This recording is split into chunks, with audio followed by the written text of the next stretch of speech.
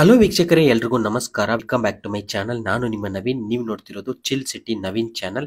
ಇವತ್ತು ನಮ್ಮ ಚಾನಲ್ ಬರ್ತಿರೋ ವ್ಲಾಗ್ ಅಲ್ಲಿ ಮಂತ್ರಾಲಯಕ್ಕೆ ಯಾವ ತರ ಹೋಗ್ಬೇಕು, ಅಲ್ಲಿ ಯಾವ ತರ ರೂಮ್ಸ್ ನೆಲ್ಲ ಬುಕ್ ಮಾಡ್ಕೋಬೇಕು, ಏನೇನ್ ಪ್ಲೇಸಸ್ ಎಲ್ಲ ನೋಡ್ಬೇಕು ಅನ್ನೋದ್ರ ಬಗ್ಗೆ ಕ್ಲಿಯರ್ ಆಗಿ ಈ ವಿಡಿಯೋ ಅಲ್ಲಿ ತಿಳಿಸ್ಕೊಡ್ತಿದ್ದೀನಿ. ಅದರಿಂದ ವಿಡಿಯೋನ ಸ್ಕಿಪ್ ಮಾಡದೆ ಕೊನೆ ತನಕ ನೋಡಿ. ನೀವೇನಾದ್ರೂ ಫಸ್ಟ್ ಟೈಮ್ ನಮ್ಮ ಚಾನಲ್ಗೆ ಬರ್ತಿದ್ದೀರಾ ಅಂದ್ರೆ ಖಂಡಿತ ಸಬ್ಸ್ಕ್ರೈಬ್ ಬಟನ್ ಕ್ಲಿಕ್ ಮಾಡಿ ನಮಗೆ ಸಪೋರ್ಟ್ ಮಾಡಿ. ಬನ್ನಿ ವಿಡಿಯೋ ಒಳಗಡೆ ಹೋಗಿ ನೋಡೋಣ ಏನೆಲ್ಲ ಇದೆ ಅಂತ.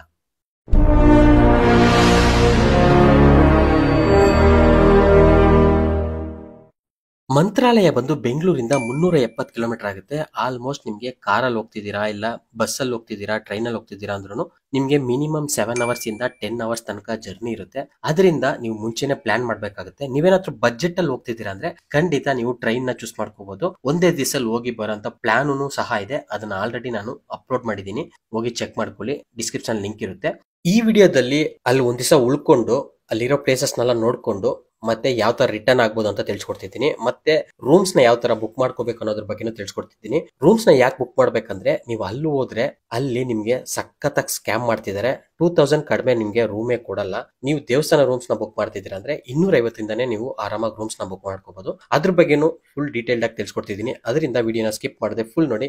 ನೀವೇನಾದ್ರೂ ದೇವಸ್ಥಾನಕ್ಕೆ ವೀಕ್ ಡೇಸ್ ಹೋಗ್ತಿದ್ದೀರಾ ಅಂದ್ರೆ ಖಂಡಿತ ಅಲ್ಲೇ ಹೋಗಿ ಬುಕ್ ಮಾಡ್ಕೋಬಹುದು. ರೂಮ್ ಅವೈಲಬಿಲಿಟಿ ಇರುತ್ತೆ. ವೀಕೆಂಡ್ಸ್ ಅಲ್ಲಿ ಹೋಗ್ತಿದ್ದೀರಾ ಅಂದ್ರೆ ಖಂಡಿತ ಆನ್ಲೈನ್ ಅಲ್ಲೇ ಚೂಸ್ ಮಾಡ್ಕೊಳ್ಳಿ. ವೀಕೆಂಡ್ ಅಲ್ಲಿ ನೀವು ದೇವಸ್ಥಾನ ಹತ್ರ ಹೋಗ್ಬಿಟ್ಟು ದೇವಸ್ಥಾನದ ಹಿಂದೆ ಮತ್ತೆ ಮುಂದೆ ನಿಮ್ಗೆ CRO ಆಫೀಸ್ ಇರುತ್ತೆ. ಅಲ್ಲಿ ಕೇಳಿದ್ರೇನೆ ಹೇಳ್ತಾರೆ. ಅಲ್ಲಿ ಹೋಗ್ಬಿಟ್ಟು ರೂಮ್ಸ್ ಏನಾದ್ರೂ ಅವೈಲಬಲ್ ಇದ್ರೆ ಆರಾಮಾಗಿ ನೀವು ಬುಕ್ ಮಾಡ್ಕೋಬಹುದು. ಇಲ್ಲ ನೀವು ಆನ್ಲೈನ್ ಅಲ್ಲಿ ಬುಕ್ ಮಾಡ್ತಿದ್ದೀರಾ ಅಂದ್ರೆ ಯಾವ ತರ ಬುಕ್ ಮಾಡೋದಂತ ಈಗ ಸ್ಟೆಪ್ ಬೈ ಸ್ಟೆಪ್ ನೋಡೋಣ ಬನ್ನಿ. ಮೊದಲು ಗೂಗಲ್ ಕ್ರೋಮ್ ಒಳಗಡೆ ಹೋಗ್ಬಿಟ್ಟು ಮಂತ್ರಾಲಯ ರೂಮ್ ಬುಕಿಂಗ್ ಅಂತ ಟೈಪ್ ಮಾಡಿ ಅಲ್ಲಿ ಫಸ್ಟ್ ಲಿಂಕ್ ಬರುತ್ತೆ, ಅದನ್ನ ಕ್ಲಿಕ್ ಮಾಡ್ಕೊಳ್ಳಿ. ಕ್ಲಿಕ್ ಮಾಡಿದ ತಕ್ಷಣ ಒಳಗಡೆ ಹೋಗುತ್ತೆ. ಅಲ್ಲಿ ಸ್ವಲ್ಪ ಕೆಳಗಡೆ ಬಂದ್ರೆ click here to book room ಅಂತ ಇರುತ್ತೆ. ಆ ಬಟನ್ ಕ್ಲಿಕ್ ಮಾಡಿದ ತಕ್ಷಣ ಕೆಳಗಡೆ ರೂಮ್ಸ್ ಬುಕಿಂಗ್ ಅಂತ ಇರುತ್ತೆ, ಅದನ್ನ ಕ್ಲಿಕ್ ಮಾಡಿ. ಅದನ್ನ ಕ್ಲಿಕ್ ಮಾಡ್ಕೊಂಡು ಡೇಟ್ ಸೆಲೆಕ್ಟ್ ಮಾಡಕ್ ತೋರಿಸುತ್ತೆ. ನಿಮ್ಗೆ ಯಾವ ಡೇಟ್ ಅಲ್ಲಿ ಬೇಕೋ ಆ ಡೇಟ್ ಅಲ್ಲಿ ಸೆಲೆಕ್ಟ್ ಮಾಡ್ಕೊಂಡ ತಕ್ಷಣ ಟೈಮಿಂಗ್ ತೋರಿಸುತ್ತೆ. ಆ ಟೈಮ್ ನ ಸೆಲೆಕ್ಟ್ ಮಾಡ್ಕೊಂಡು ಎಷ್ಟು ದಿವಸಕ್ಕೆ ಬೇಕು ಅನ್ನೋದನ್ನ ನೀವು ಕನ್ಫರ್ಮ್ ಮಾಡ್ಕೊಂಡು ನೆಕ್ಸ್ಟ್ ಒಳಗಡೆ ಹೋದ ತಕ್ಷಣ ಅವೈಲಬಲ್ ರೂಮ್ಸ್ ಅಂತ ಒಂದು ಆಪ್ಷನ್ ಇರುತ್ತೆ. ಆಮೇಲೆ ಬುಕ್ ನೌ ಅಂತ ಬಟನ್ ಇರುತ್ತೆ. ಅದನ್ನ ಕ್ಲಿಕ್ ಮಾಡಿದ ತಕ್ಷಣ ನಿಮ್ಗೆ ಮೊಬೈಲ್ ನಂಬರ್, ಇಮೇಲ್ ಐಡಿ ಕೇಳುತ್ತೆ. ಅದನ್ನ ಕೊಟ್ಟಿದ್ದಾದ್ಮೇಲೆ ಡೈರೆಕ್ಟ್ ಆಗಿ ನಿಮ್ಗೆ OTP ಬರುತ್ತೆ. OTP ಬಂದ ತಕ್ಷಣ ಅದನ್ನ ಎಂಟರ್ ಮಾಡಿದ್ಮೇಲೆ ಅಡ್ರೆಸ್ ಎಲ್ಲ ಕರೆಕ್ಟ್ ಆಗಿ ಫಿಲ್ ಮಾಡಿದ್ರೆ ಪೇಮೆಂಟ್ ಪೇಜ್ ಹೋಗುತ್ತೆ. ಅಲ್ಲಿ ಪೇಮೆಂಟ್ ಮಾಡಿದ್ರೆ ನಿಮ್ಗೆ ರೂಮ್ ಬುಕ್ ಆಗುತ್ತೆ. ಮಿನಿಮಮ್ 250 ಇಂದ ರೂಮ್ ಸ್ಟಾರ್ಟ್ ಆಗುತ್ತೆ. ನಿಮ್ಗೆ ಯಾವ ತರ ಫೆಸಿಲಿಟೀಸ್ ಬೇಕೋ ಅದ್ರ ಪ್ರಕಾರ ಪ್ರೈಸ್ ವೇರಿ ಆಗುತ್ತೆ. ಇನ್ನೊಂದು ಇಂಪಾರ್ಟೆಂಟ್ ವಿಚಾರ ಏನಪ್ಪಾ ಅಂದ್ರೆ, ನೀವೇನಾದ್ರೂ ಕಾರಲ್ಲಿ ಹೋಗ್ತಿದ್ದೀರಾ ಅಂದ್ರೆ ಖಂಡಿತ ಪಟ್ಟಿಕೊಂಡ ಅಂತ ಒಂದ್ ಬರುತ್ತೆ. ಅಲ್ಲಿಂದ ಸ್ವಲ್ಪ ಮುಂದಕ್ಕೆ ಹೋದ್ರೆ ಚಿನ್ನಿ ಅಟ್ಟಿ ಅಂತ ಒಂದು ಊರ್ ಬರುತ್ತೆ. ಅಲ್ಲಿ ನಿಮಗೆ ಗೂಗಲ್ ಬಂದು ರೈಟ್ ತಗೊಳಕ್ ಕೇಳುತ್ತೆ. ಅದನ್ನ ನೀವು ತಗೊಳಕ್ ಹೋಗ್ಬೇಡಿ. ಡೈರೆಕ್ಟ್ ಆಗಿ ಸ್ಟ್ರೈಟ್ ಹೋಗ್ಬಿಟ್ಟು ಅದೋನಿಗೆ ಹೋಗಿ ಅಲ್ಲಿಂದ ನೀವು ಮಂತ್ರಾಲಯಕ್ಕೆ ಹೋಗಿ. ಯಾಕಂದ್ರೆ ರೋಡ್ ಬಂದು ಸಿಂಗಲ್ ರೋಡ್ ಇರುತ್ತೆ, ತುಂಬಾನೇ ಕಷ್ಟ ಗಾಡಿ ಓಡಿಸೋದು. ಆಪೋಸಿಟ್ ಅಲ್ಲಿ ಒಬ್ಬನ್ ಬಂದ್ರೆ ನೀವು ಕೆಳಗಡೆ ಗುಣಿಯಲ್ಲಿ ಇಳಿಸಬೇಕಾಗುತ್ತೆ. ಅದನ್ನ ಸ್ವಲ್ಪ ನೋಡ್ಕೊಳ್ಳಿ, ಯಾಕಂದ್ರೆ ನಾವು ಫೇಸ್ ಮಾಡಿದ್ವಿ ಇದು, ಅದರಿಂದ ನಿಮ್ಗೆ ಹೇಳ್ತಿದ್ದೀನಿ. ಖಂಡಿತ ಈ ರೂಟ್ ನ ಟ್ರೈ ಮಾಡಿ. ಒನ್ಸ್ ನೀವು ಮಂತ್ರಾಲಯಕ್ಕೆ ರೀಚ್ ಆದ್ಮೇಲೆ ಯಾವ ಟೈಮಲ್ಲಿ ರೀಚ್ ಆಗಿದ್ರ ಅಂತ ನೋಡ್ಕೊಳ್ಳಿ. ಯಾಕಂದ್ರೆ ದೇವಸ್ಥಾನ ಟೈಮಿಂಗ್ಸ್ ಬಂದು ಮಾರ್ನಿಂಗ್ 6 ಗಂಟೆಯಿಂದ ಮಧ್ಯಾಹ್ನ 2 ಗಂಟೆ ತನಕ ಓಪನ್ ಇರುತ್ತೆ. ಅದಾದ್ಮೇಲೆ 2 ಗಂಟೆಯಿಂದ 4 ಗಂಟೆ ತನಕ ಕ್ಲೋಸ್ ಇರುತ್ತೆ. ಅದಾದ್ಮೇಲೆ ಮತ್ತೆ 4 ಗಂಟೆಯಿಂದ 9 ಗಂಟೆ ತನಕ ಓಪನ್ ಇರುತ್ತೆ. ಆಲ್ಮೋಸ್ಟ್ ಎಲ್ಲ ಟೈಮು ಫ್ರೀ ಇರುತ್ತೆ. ವೀಕೆಂಡ್ಸ್ ಅಲ್ಲಿ ಸ್ವಲ್ಪ ರಶ್ ಇರ್ಬೋದು, ಬಟ್ ನೀವು ರೂಮ್ಸ್ ಎಲ್ಲ ಬುಕ್ ಮಾಡ್ಕೊಂಡ್ರೆ ಆರಾಮಾಗಿರುತ್ತೆ. ಒನ್ಸ್ ನೀವು ರೀಚ್ ಆದ್ಮೇಲೆ ಡೈರೆಕ್ಟ್ ಆಗಿ ರೂಮ್ ಹೋಗ್ಬಿಟ್ಟು ಚೆಕ್ ಇನ್ ಆಗಿ ಅಲ್ಲಿಂದ ನೀವು ತುಂಗಭದ್ರಾ ನದಿಗೆ ಹೋಗಿ ನೀರಿದ್ರೆ ಅಲ್ಲೇ ಸ್ನಾನ ಮಾಡ್ಕೋಬಹುದು. ಇಲ್ಲಾಂದ್ರೆ ರೂಮ್ ಅಲ್ಲೇ ಸ್ನಾನ ಮಾಡ್ಕೊಂಡು ದೇವಸ್ಥಾನಕ್ಕೆ ಹೋಗಿ ಬನ್ನಿ. ನದಿ ಬಂದು ದೇವಸ್ಥಾನದ ಹಿಂದೆನೆ ಇದೆ, ಅದರಿಂದ ನೀವು ಆರಾಮಾಗಿ ಹೋಗಿ ಬರ್ಬೋದು. ಒನ್ಸ್ ನೀವು ಸ್ನಾನ ಎಲ್ಲ ಮುಗಿಸ್ಕೊಂಡು ರೆಡಿಯಾಗಿ ದೇವಸ್ಥಾನ ಹತ್ರ ಹೋದ್ರೆ ಅದ್ರ ವೈಬೇ ಸಖತ್ತಾಗಿರುತ್ತೆ. ನಾವು ಈವ್ನಿಂಗ್ ಒಂದು 5 o'clock ದೇವಸ್ಥಾನ ಹತ್ರ ಹೋಗಿದ್ವಿ. ಆಲ್ಮೋಸ್ಟ್ ಸನ್ಸೆಟ್ ಆಗೋ ಟೈಮು ನೋಡಕ್ಕಂತೂ ಸಖತ್ತಾಗಿತ್ತು. ನೋಡಿ ನೀವೇ ಯಾವ ತರ ಕಾಣ್ತಿದೆ ಅಂತ. ಜನನು ಅಷ್ಟೊಂದ್ ಏನಿರ್ಲಿಲ್ಲ, ಬಟ್ ನಾವು ಹೋಗಿದ್ದು ಸಾಟರ್ಡೆ ಸಂಡೇ ವೀಕೆಂಡೇ, ಆದ್ರೂ ರೂಮ್ಸ್ ಎಲ್ಲ ಫುಲ್ ಅಂತ ಬರ್ತಿತ್ತು. ಓಕೆ, ನಾವು ದರ್ಶನ ಮಾಡಕ್ಕಂತ ಒಳಗಡೆ ಹೋದ್ವಿ. 10 ನಿಮಿಷದಲ್ಲಿ ದರ್ಶನ ಆಗಿತ್ತು. ಹೋಗೋಣ.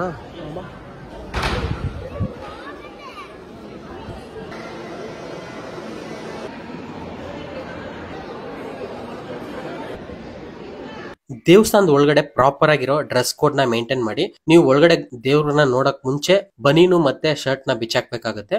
ಅಲ್ಲೇ ನಿಮ್ಗೆ ಗೋಪುರನೂ ಇರುತ್ತೆ, ಅದನ್ನು ಖಂಡಿತ ಮಿಸ್ ಮಾಡದೆ ನೋಡಿ, ಸಖತ್ತಾಗಿರುತ್ತೆ. ಪಕ್ಕದಲ್ಲೇ ಅಕ್ಕಿ ಕಾಳು ಪ್ರಸಾದ ಕೊಡ್ತಿರ್ತಾರೆ, ಅದನ್ನು ಮರೀದೆ ಇಸ್ಕೊಳ್ಳಿ.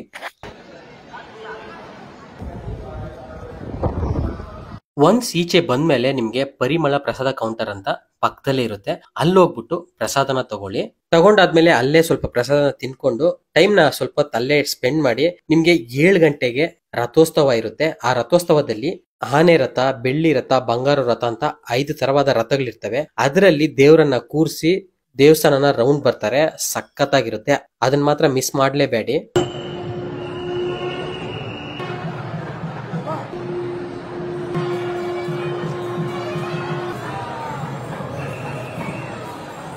ಆ ರಥೋತ್ಸವ ಮುಗಿದ ತಕ್ಷಣನೇ ನಿಮ್ಗೆ 8 o'clock ಕರೆಕ್ಟ್ ಆಗಿ ಅನ್ನ ಪ್ರಸಾದ ಸ್ಟಾರ್ಟ್ ಮಾಡ್ತಾರೆ. ಪ್ರಸಾದಾಲಯ ಬಂದು ದೇವಸ್ಥಾನದ ಪಕ್ಕದಲ್ಲೇ ಇರೋದ್ರಿಂದ ಆರಾಮಾಗಿ ಅಲ್ಲೋಗಿ ನೀವು ಅನ್ನ ಪ್ರಸಾದ ತಿನ್ಕೊ ಬರ್ಬೋದು.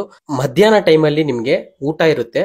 ನೈಟ್ ಅಲ್ಲಿ ಬಿಸಿಬೇಳೆ ಬಾತು ಮತ್ತೆ ಮೊಸರನ್ನ ಇರುತ್ತೆ. ತುಂಬಾ ಅಂದ್ರೆ ತುಂಬಾ ಸಖತ್ತಾಗಿತ್ತು. ನಾನಂತೂ ಫಸ್ಟ್ ಟೈಮ್ ಅಷ್ಟೊಂದು ಟೇಸ್ಟ್ ಆಗಿರೋ ಬಿಸಿಬೇಳೆ ಬಾತ್ ತಿಂದಿದ್ದು ಅಲ್ಲೇ. ನನ್ಗಂತೂ ತುಂಬಾ ಅಂದ್ರೆ ತುಂಬಾನೇ ಇಷ್ಟ ಆಯ್ತು. ನೀವು ಮತ್ತೆ ಮತ್ತೆ ಬೇಕಾದ್ರೆ ಹೋಗಿನೂ ಹಾಕ್ಸ್ಕೋಬಹುದು.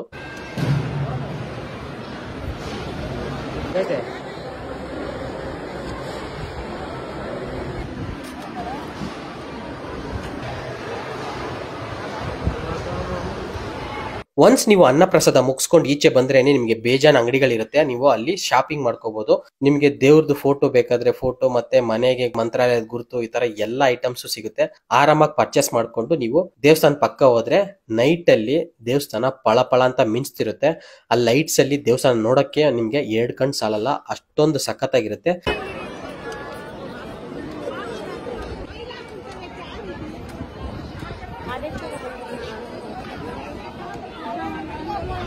ಕರೆಕ್ಟ್ ಆಗಿ ದೇವಸ್ಥಾನ 9 ಗಂಟೆಗೆ ಕ್ಲೋಸ್ ಆಗ್ಬಿಡುತ್ತೆ. ಅದಾದ್ಮೇಲೆ ರೂಮ್ಸ್ ಇರೋರೆಲ್ಲ ಆರಾಮಾಗಿ ರೂಮ್ಸ್ ಕೊಟ್ಟೋಗ್ತಾರೆ. ಇಲ್ಲಾಂದ್ರೆ ಅಲ್ಲೇ ತುಂಬಾ ಜನ ನಿದ್ದೆನೂ ಮಾಡ್ತಾರೆ. ಅಷ್ಟೇ, ಒನ್ ಡೇ ಮುಗೀತು. ನೆಕ್ಸ್ಟ್ ಡೇ ಏನೆಲ್ಲ ನೋಡ್ಬೋದು ಅನ್ನೋದನ್ನ ತಿಳಿಸ್ಕೊಡ್ತೀನಿ. ವಿಡಿಯೋನ ಸ್ಕಿಪ್ ಮಾಡದೆ ನೋಡಿ.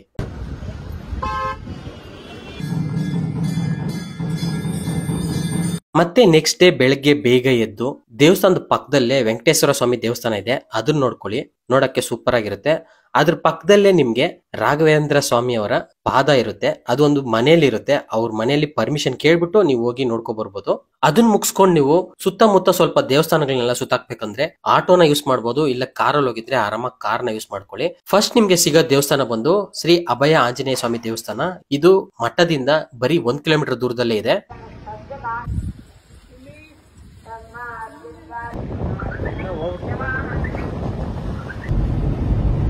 ಅಲ್ಲಿ ನೋಡ್ಕೊಂಡು ಮಂತ್ರಾಲಯ ರಾಯಚೂರು ರೂಟ್ ಅಲ್ಲಿ ಮಂತ್ರಾಲಯ ಬ್ರಿಡ್ಜ್ ಆದ್ಮೇಲೆ 20 ಕಿಲೋಮೀಟರ್ ನೀವು ಟ್ರಾವೆಲ್ ಮಾಡ್ಕೊಂಡು ಹೋದ್ರೆ ನಿಮ್ಗೆ ಬಿಚಾಲೆ ಸಿಗುತ್ತೆ. ಆ ಬಿಚಾಲೆಯಲ್ಲಿ ಮೊದಲು ನಿಮ್ಗೆ ಅಪ್ಪನಾಚಾರ್ಯರ ಮನೆ ಸಿಗುತ್ತೆ. ಇದೇ ರಾಘವೇಂದ್ರ ಸ್ವಾಮಿ ಅವರು ವಿಶ್ರಾಂತಿ ಪಡೆದ ಜಾಗ ಅಂತಾನು ಹೇಳ್ತಾರೆ.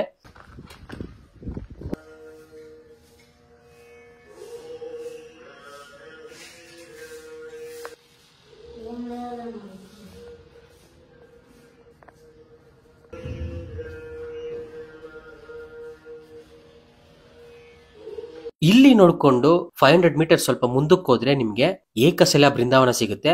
ಇದೇ 2ನೇ ಮಂತ್ರಾಲಯ ಅಂತ ಹೇಳ್ತಾರೆ. ನೋಡಕ್ಕಂತೂ ತುಂಬಾನೇ ಪೀಸ್ಫುಲ್ ಆಗಿ ಸಖತ್ತಾಗಿದೆ. ಇದು ತುಂಗಭದ್ರಾ ನದಿ ತೀರದಲ್ಲಿರೋ ಒಂದು ಜಾಗ. ಇಲ್ಲೇ ನಿಮ್ಗೆ ಗೋಶಾಲನೂ ಇದೆ. ನೋಡಕ್ಕಂತೂ ತುಂಬಾನೇ ಸಖತ್ತಾಗಿ ಪೀಸ್ಫುಲ್ ಆಗಿತ್ತು.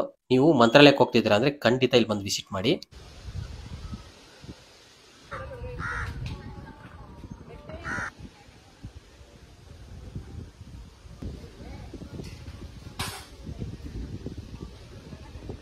ಇಲ್ಲಿ ನೋಡ್ಕೊಂಡು ನೀವು ನೆಕ್ಸ್ಟ್ ಹೋಗ್ಬೇಕಾಗಿರೋ ದೇವಸ್ಥಾನ ಮಠದಿಂದ 19 ಕಿಲೋಮೀಟರ್ ದೂರದಲ್ಲಿರೋ ತುಂಬಾನೇ ಫೇಮಸ್ ಆದ ಪಂಚಮುಖಿ ಶ್ರೀ ಆಂಜನೇಯ ಸ್ವಾಮಿ ದೇವಸ್ಥಾನ. ಇಲ್ಲಿ ಹನುಮಂತನ ಹೆಜ್ಜೆ ಗುರುತನ್ನು ಸಹ ನೀವು ನೋಡ್ಬೋದು. ಬನ್ನಿ ನೋಡೋಣ.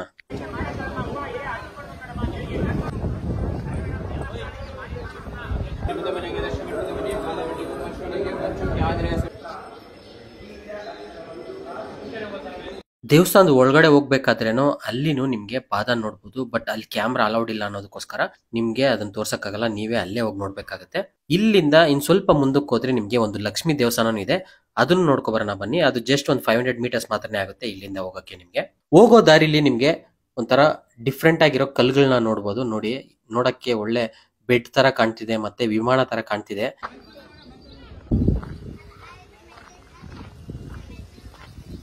ಇವಾಗ ನೀವು ನೋಡ್ತಿದ್ದೀರಲ್ಲ, ಇದೇ ಲಕ್ಷ್ಮೀ ದೇವಸ್ಥಾನ. ದೇವ್ರು ಬಂದು ಬಂಡೆ ಒಳಗಡೆ ಇರುತ್ತೆ. ಅಲ್ಲೂ ಕ್ಯಾಮ್ರಾ ಅಲೌಡ್ ಇಲ್ಲ ಅನ್ನೋದಕ್ಕೋಸ್ಕರ ನಿಮ್ಗೆ ತೋರ್ಸಕ್ಕಾಗಲ್ಲ. ಬಂದು ರಾಘವೇಂದ್ರ ಸ್ವಾಮಿಗಳು ಈ ಅಮ್ಮನಂತರ ಅನುಗ್ರಹ ಪಡ್ಕೊಂಡ್ಮೇಲೆ 12 ವರ್ಷದಲ್ಲಿ ತಪಸ್ ಮಾಡಿದ್ರು. 16ನೇ ಶತಮಾನದಲ್ಲಿ ಅವರು ತಪಸ್ ಮೆಚ್ಕೊಂಡು ಆಂಜನೇಯ ಸ್ವಾಮಿ ಇದ್ದು 5 ಮುಖದಲ್ಲಿ ಆಂಜನೇಯ ಸ್ವಾಮಿ ರಾಘವೇಂದ್ರ ಸ್ವಾಮಿಗಳಿಗೆ ಪ್ರತ್ಯಕ್ಷ ಆಗಿ ಉದ್ಭವ ಮಾಡಿದ್ರು. ಪಂಚಮುಖಿ ದೇವಸ್ಥಾನದಲ್ಲಿ ಅಲ್ಲೇ ರಾಘವೇಂದ್ರ ಸ್ವಾಮಿಗಳಿಗೆ ಮಂತ್ರಾಲಯಕ್ಕೆ ಹೋಗಲಿಕ್ಕೆ ದಾರಿ ತೋರಿಸಿದ್ರು. 5 ಮುಖದ ಆಂಜನೇಯ ಸ್ವಾಮಿ ರಾಘವೇಂದ್ರ ಸ್ವಾಮಿಗಳಿಗೆ ದರ್ಶನ ಕೊಟ್ಟಿದ್ದಕ್ಕೆ ಪಂಚಮುಖಿ ನಕ್ಷತ್ರ ಅಮರ ಮುಖ ನೋಡಿ ಮನೆಯಲ್ಲಿ ಕಿರಿಕಿರಿ ಭಯ ವೀಟ ಸಮಸ್ಯೆ ಎಲ್ಲರೂ ಮನೆ ಮಾಡ್ತಾರೆ. ಚಕ್ರ ಕೊಟ್ಟು 150 ರೂಪಾಯಿ ಕೊಟ್ಟು ತಗೋಬಹುದು. ಗರ್ಭಗುಡಿಯಲ್ಲಿ ಕೊಡ್ತಾರ, ಮಹಾರಾಷ್ಟ್ರದ್ದು ಕೊಡ್ತಾರ. ಮನೆಯಲ್ಲಿ ಕಿರಿಕಿರಿ ಭಯ ವೀಟ ದೃಷ್ಟಿ ವಿದ್ಯಾಭ್ಯಾಸ ಎಲ್ಲದೂ ಕೊಳ್ಳೋದು ಮಾಡ್ತಾರೆ. ಗರ್ಭಗುಡಿಯಲ್ಲಿ ಯಾರು ಕೊಟ್ಟು ಬೇಕಿದ್ದವರಿಗೆ. ಈ ದೇವಸ್ಥಾನ ಪಕ್ಕದಲ್ಲೇ ನಿಮ್ಗೆ ಬೇಜಾನ್ ಅಂಗಡಿಗಳು ಮತ್ತೆ ಪಾರ್ಕಿಂಗ್ ಏರಿಯಾ ಇರೋದ್ರಿಂದ ಯಾವುದೇ ತರವಾದ ಸಮಸ್ಯೆ ಇಲ್ಲ. ಆರಾಮಾಗಿ ಬಂದು ಹೋಗ್ಬೋದು. ರಶ್ ಅಷ್ಟೊಂದು ಇರಲ್ಲ. ಇಲ್ಲಿ ಮುಗಿಸ್ಕೊಂಡು ಮತ್ತೆ ನೀವು ರಿಟರ್ನ್ ಹೋಗ್ಬೋದು. ಬಂದಿದ್ ರೂಟಲ್ಲೇ ಆರಾಮಾಗಿ ರಿಟರ್ನ್ ಹೋಗಿ. ನಾವು ಮತ್ತೆ ಬೆಂಗಳೂರಿಗೆ ರಿಟರ್ನ್ ಹೋಗ್ಬೇಕಾದ್ರೆ ಗೂಟಿಗ್ ಮುಂಚೆ ಜೊನ್ನಗಿರಿ ಅಂತ ಒಂದು ಊರ್ ಪಕ್ಕದಲ್ಲಿ ಎಲ್ಲಾ ಹೊಲಗಳಲ್ಲೂ ಆಯ್ತಾ ಇದ್ರು ಜನ. ಏನಪ್ಪಾ ಹಿಂಗ ಆಯ್ತಿದಾರೆ ಅಂತ ಹೋಗ್ಬಿಟ್ಟು ಗಾಡಿನ ನಿಲ್ಸಿ ಕೇಳ್ಬೇಕಾದ್ರೆ ನಾವು ಡೈಮಂಡ್ ಹುಡುಕ್ತಿದೀವಿ ಅಂತ ಹೇಳಿದ್ರು. ಎಷ್ಟ್ ನಿಜಾನೋ ಸುಳ್ಳೋ ಗೊತ್ತಿಲ್ಲ, ಆದ್ರೆ ತುಂಬಾ ಜನಕ್ಕೆ ಸಿಕ್ಕಿದೆ ಅಂತೆ. ಎಟ್ಲುಂಟದ ಅದೇ ವೈಟ್ ಕಲರ್, ಎಟ್ಲುಂಟದ ವೈಟ್ ಏನ ಫುಲ್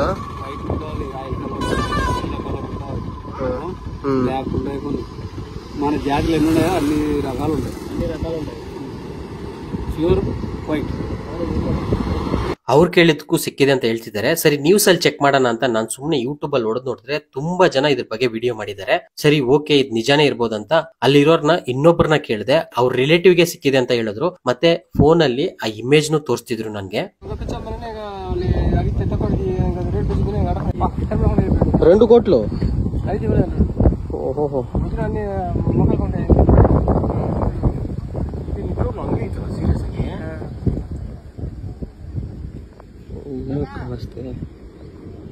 ನೋಡಿ ಚೇಂಜ್ అయిపోతుంది లైఫ్ మీది.